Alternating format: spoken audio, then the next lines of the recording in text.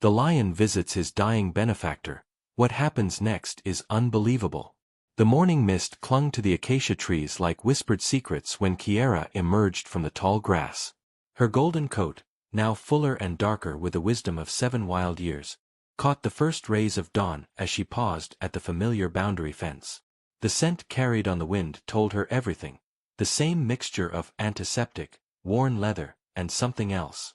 Something fading. Dr. Sarah Mitchell had built her wildlife sanctuary on the edge of Kenya's Masai Mara, where the governed world met the endless wild. For 32 years, she had mended broken wings, healed infected wounds, and released countless souls back to their rightful freedom. But now, at 73, with cancer consuming her from within, Sarah had chosen to spend her final weeks in the small cottage that overlooked the very plains where her life's work had meaning. Kiera had been one of Sarah's first rescues, a 3-month-old cub found beside her dead mother, dehydrated and nearly blind from infection. For 6 months, the woman with gentle hands had bottle-fed her, cleaned her wounds, and whispered quiet encouragements during the long nights when fever threatened to claim the young lioness. When Kiera was strong enough, Sarah had done what she always did. She opened the gates and watched her walk toward the horizon, never expecting to see her again. That had been 7 years ago. Now, as if summoned by some invisible thread, Kiera stood motionless at the edge of the sanctuary. Her amber eyes studied the cottage where a single light glowed in the pre-dawn darkness. Something ancient stirred within her, not hunger, not territoriality, but a recognition that ran deeper than memory. The lioness who had once ruled a pride of 12, who had survived droughts and territorial battles, who had raised 4 cubs of her own, felt drawn to return to the place where her second life had begun. The morning birds began their tentative songs as Kiera approached the fence. Her massive paws made no sound on the red earth. At the barrier that had once contained her, she simply lay down, her chin resting on her front legs, amber eyes fixed on the cottage window. She would wait. Inside, Margaret, the sanctuary's remaining volunteer, stirred in her chair beside Sarah's bed. The older woman's breathing had grown more labored during the night, each exhale a soft surrender. Margaret rose to check on her patient, moving quietly to the window to open the curtains for the morning light. She froze. 30 meters away, a full-grown lioness sat watching the house with the patience of stone. Margaret's first instinct was alarm. Lions didn't behave this way, didn't approach human settlements without aggression or desperation. But something in the animal's posture, in the calm intelligence of her gaze, suggested this was no ordinary encounter. "Sarah," Margaret whispered, her voice barely audible. "There's someone here to see you." The dying woman stirred, her eyes opening with effort. Through the window, across the years that had carved lines into both their faces, woman and lioness regarded each other in the growing light. Sarah's lips curved into the faintest smile, and in that moment, she understood. Kiera had come home. The morning air carried the complex perfume of the African bush, dust and dry grass, the distant musk of elephants, and something else that made Kiera's nostrils flare with recognition. She rose from her position by the fence, her movements deliberate and unhurried. The cottage door had opened, and Margaret stood there, her body tense with equal parts fear and wonder. Kiera approached with the fluid grace that marked her species, but without the predatory intent that should have accompanied such proximity to humans. Instead, her tail remained low and relaxed, her ears forward but not alert for danger. She moved like a creature fulfilling a purpose larger than instinct. Margaret had seen hundreds of wild animals during her decade at the sanctuary, but she had never witnessed behavior like this. The lioness stopped just beyond the small garden that surrounded the cottage, close enough that Margaret could see the silver threading through her mane's edges, the small scars that spoke of a life lived fully in the wild.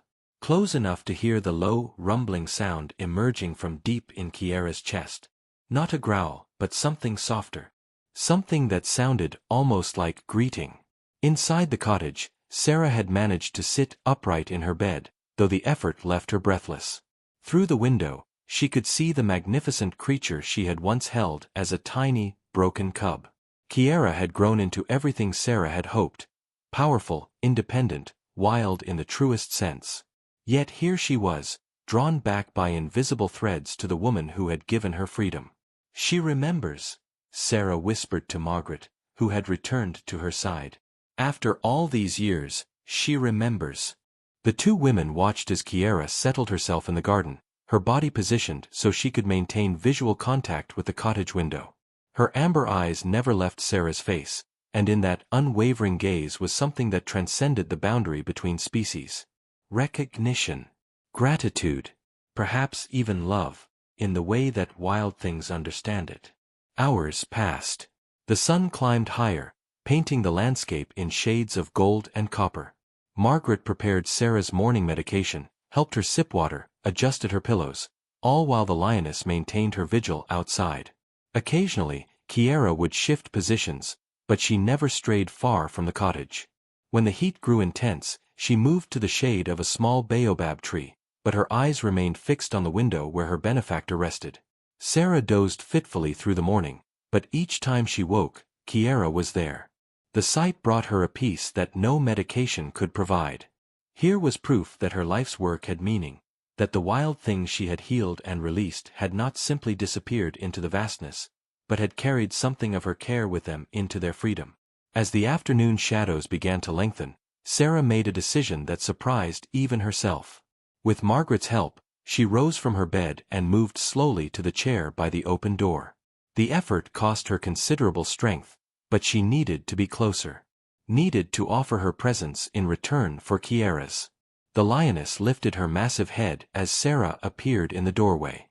For a long moment, they regarded each other across the distance that separated wild from tame, predator from protector.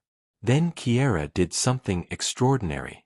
She rose and took 3 slow steps closer, settling herself just beyond the garden's edge, close enough that Sarah could see the individual whiskers on her muzzle, the depth of intelligence in her golden eyes. "Hello, beautiful girl," Sarah whispered, her voice carried on the afternoon breeze. "I knew you'd be magnificent." As the sun began its descent toward the horizon, painting the sky in shades of amber that matched Kiera's eyes, something shifted in the still air around the cottage. The lioness rose from her resting place, moving with purpose toward the woman who sat watching her from the doorway. Margaret tensed, but Sarah remained calm, her weathered hands folded quietly in her lap. Kiera approached until she was close enough that Sarah could smell the wild scent of her sun-warmed fur, the faint metallic taste of prey, and underneath it all, something familiar and comforting. The lioness lowered herself to the ground in a position of complete vulnerability, her massive body stretched out in submission, her chin resting on her front paws. Then she began to purr. The sound was deep and resonant, a vibration that seemed to emanate from the very earth itself. Margaret had never heard a wild lion purr. It was a sound reserved for the most intimate moments, for safety and contentment and love. Yet here was Kiera, offering this most private expression of trust to the woman who had saved her life 7 years ago. Sarah felt tears streaming down her face as she listened to that ancient song of comfort. With Margaret's help, she lowered herself from the chair to sit on the cottage's threshold, bringing herself closer to eye level with the magnificent creature before her. Kiera's purring intensified, a sound that seemed to acknowledge every bottle feeding, every wound cleaned, every gentle word spoken during those long-ago nights when death had seemed so close. The moment stretched between them, human and lion connected by something deeper than gratitude. Sarah reached out her hand, not to touch, but simply to offer her presence. Kiera's amber eyes followed the movement, and for an instant, she lifted her head slightly, closing the distance until Sarah could feel the whisper of warm breath against her palm. "Thank you," Sarah whispered, and in those 2 words carried the weight of every rescue, every release, every choice to let love go free into the wild where it belonged. As the first stars appeared in the darkening sky, Kiera rose with fluid grace. She looked once more into Sarah's eyes, a look that seemed to say farewell and blessing both. Then she turned and padded quietly back toward the fence that marked the boundary between 2 worlds. At the edge of the wild grass, she paused and looked back once, her golden form silhouetted against the vast African night. Sarah watched until Kiera disappeared into the darkness, carrying with her the memory of the woman who had given her freedom and received, in return, this final gift of recognition. 3 days later, when Sarah passed quietly in her sleep, Margaret would swear that she heard, carried on the wind from the distant plains, the low rumble of a lioness saying goodbye. But on this night, as the cottage settled into peaceful silence, Sarah smiled as she listened to the wild sounds beyond her fence. Somewhere out there, Kiera was returning to her pride, carrying the knowledge that love, once given freely, never truly dies. It simply changes form, moving like the wind between the worlds of wild and tame, bridging the space between human hearts and the ancient wisdom of the earth. In the morning, Margaret would find only paw prints in the red soil of the garden, and a single golden hair caught on the garden gate. Evidence that miracles still happen in the quiet moments between heartbeats, when two souls recognize each other across the vast distance that separates species, and find that love transcends every boundary except time itself.